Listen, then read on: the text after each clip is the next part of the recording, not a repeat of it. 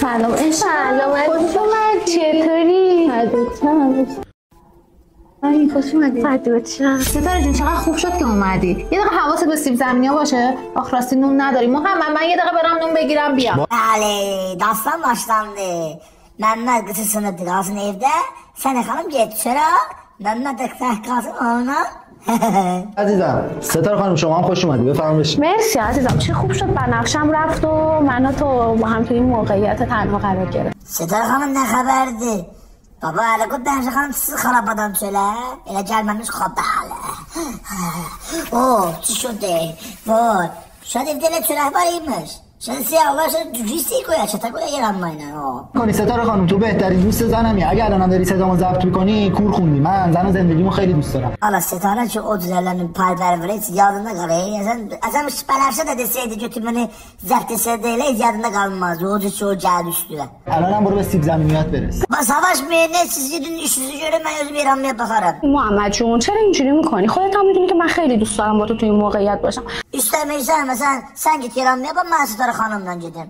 Ya istəyirsən ستاره xanım gitsin İranlıya baksın benden Məhəmməd. Yo. Elə mən özüm təkcədən İranlıya baxaram, düzü də qoyaram istəməz. الانم تو اون زن افریتت نیست. بیا موقعیت استفاده کنیم. مطمئنم باش من صدای تو رو ضبط نمیکنم. وای به حالت اگه دروغ بگی بخوای زندگی منو خراب کنی.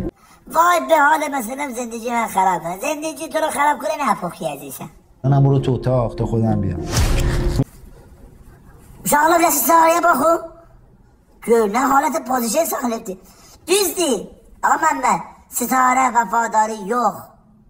Əxlaqı pox. Bəli, insafən deyəm. Halətin dərdə şəraiti dərk elədi. Gönə düz qalıb. Dərdə get.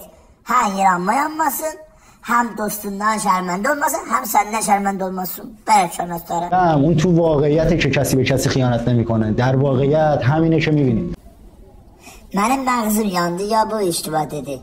Dedi ki der vaqiyyət belədir, hamı xiyonət elə. İşte vaqiyyətdir ya gizli olmuşsun dünya məcazdır. Hələ bu nə gizli. یکم بیشتر حواستون به شوهراتون باشه. Bəs arvadın neynəsin axı? Arvadın gedibdi sən eşkəyə çörə ala, gələk evdə ye. Sən çörəyin əvəzini həm qafesini tərcih verdin. Arvadın neynəsin? Bizə əxlaqı, əgər evimizdə heç tad olmadı, budur ki, azar qoyun qolanla bana, mən evdən çörə çıxmayayım.